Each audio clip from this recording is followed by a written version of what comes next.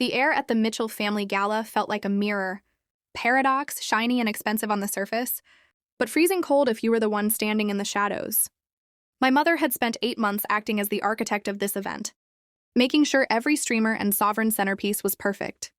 But as I sat at the edge of the pavilion, I realized the only thing she hadn't planned for was me. To them, I wasn't Rachel, the woman who had spent a decade mastering the executive package of the tech world.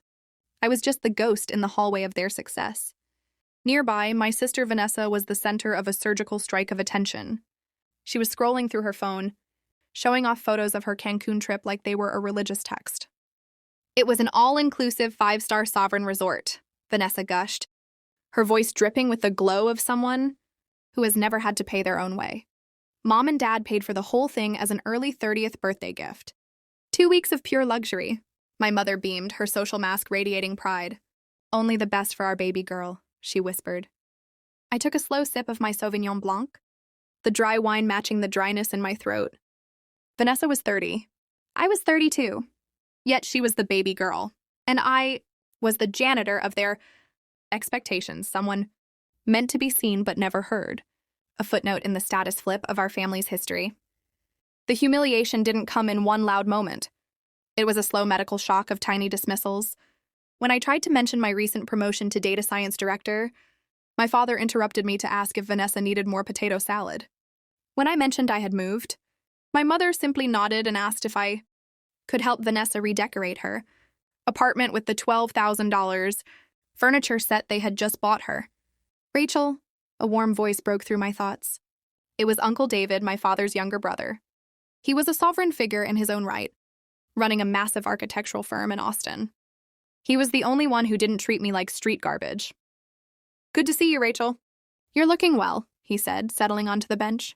We talked for a few minutes about Texas and business, but then he leaned in, his eyes bright with genuine curiosity. Speaking of which, how's life in that beautiful house you bought? It must feel incredible owning a $1.3 million property at 32. The effect was a surgical strike on the room's atmosphere. The conversation around us didn't just stop. It suffered a total resolution failure. Vanessa's voice cut off mid-sentence. Her thumb froze over the glow of her Cancun photos. My mother's smile didn't just fade. It underwent a permanent foreclosure. Uncle David, blissfully unaware of the mirror paradox he had just triggered, continued enthusiastically. That 1920s craftsman in Laurelhurst?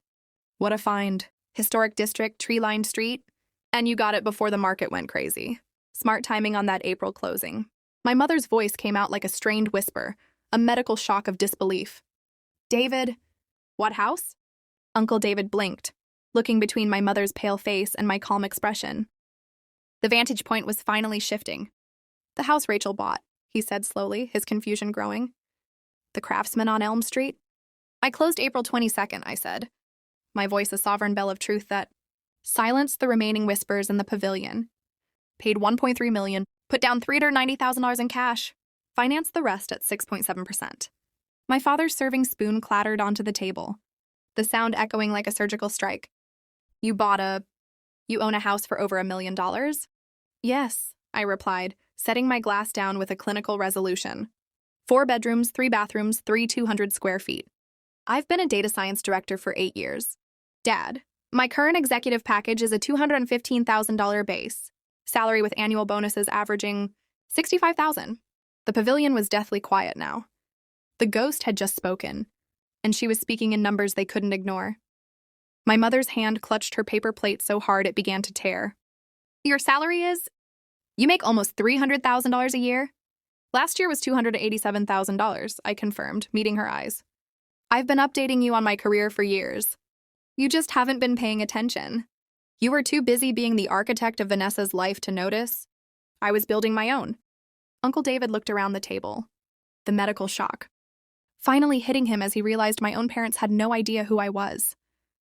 Wait, he whispered. You didn't know? No, my father said faintly, looking at me as if I were a stranger. We did not. I leaned back, the status flip complete. For 32 years, I had been the loser in the background. Now, as the entire family stared at me in a mirror paradox of awe and guilt, I realized that being invisible had given me the one thing they didn't have: the power to see them exactly as they were. The silence in the park pavilion was no longer just quiet. It was a medical shock. The 73 relatives who had gathered for a sovereign family reunion were now witnesses to a permanent foreclosure of my parents' excuses. My mother's eyes filled with tears, her social mask crumbling as she tried to reach for my hand. "That's not fair, Rachel," she sobbed, her voice a mirror paradox of fake maternal concern. "We've been busy. You know how much work goes into coordinating these events." "Busy with what?" I interrupted, my voice a surgical strike that cut through her crying. "Busy planning Vanessa's $12,000 Cancun vacation? Busy celebrating her promotion to junior marketing manager, while ignoring my appointment as a director? Or were you just busy redecorating her apartment with furniture you bought her, while never once asking for my address?" "You told us in a text message about the house," my father argued, his voice a mirror paradox of defensive anger. "How are we supposed to know it was a $1.3 million craftsman?" "I told you in a text because you didn't answer when I called." 3 times, I said with a cold resolution. I pulled out my phone and scrolled back to April 22nd. I held the screen up, showing the sovereign proof of their neglect. 3 outgoing calls, each one under 10 seconds because they went straight to voicemail. I left messages. You never called back. I scrolled down to the text I had sent right after. Closed on my house today. So excited to finally be a homeowner. 1920s craftsman in Laurelhurst. Can't wait to show you both. I showed them the response that came 5 hours later. A single solitary thumbs-up emoji. "That was your surgical strike of interest," I said, my voice steady while my mother stared at the screen as if it were a foreign language.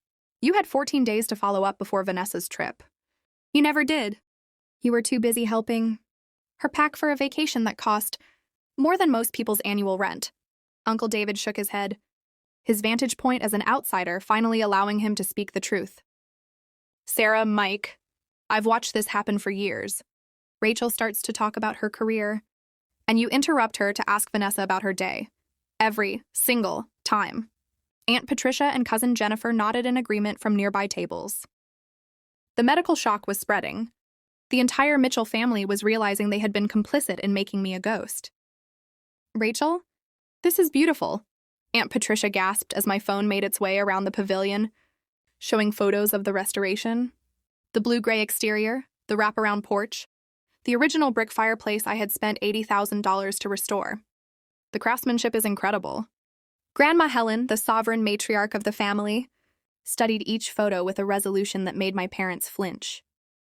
When the phone reached my mother, her hands trembled so violently she almost dropped it. "Why didn't you make us listen?" my mother wailed, her voice breaking into a medical shock of regret. "Why didn't you force us to pay attention?" "Because I shouldn't have to force my parents to care about my life," I said evenly, the status flip finally settling into my bones. "I shouldn't have to beg for basic interest in my achievements. I tried for 32 years to be seen, but every time I succeeded, you treated it like a footnote in the baby girl executive package of Vanessa's life." I looked at Vanessa, who was now sobbing quietly into her hands. "You're not a terrible sister, Vanessa. You're a pampered one," I corrected, my voice cold and precise like a surgical strike. "You're not responsible for Mom and Dad's choices. But you are old enough now to decide if you want to keep living in a mirror paradox, where only your life matters." My father looked at me, his powerful boss facade completely gone, replaced by the realization that he had permanent foreclosure on his relationship with his eldest daughter. "What do you want from us, Rachel? How do we fix this?" "I don't know if you can," I said, standing up and gathering my things. The resolution was final. "This isn't about one missed call. It's about 32 years of being invisible. You have the capacity to be good parents. You proved that with Vanessa. You just chose not to be for me." As I walked toward my car, leaving the 73 relatives in a medical shock of silence, I heard my mother's final, broken cry, "We've lost you." "No," I whispered to the wind, not looking back. "You just finally noticed I've been gone for a long time.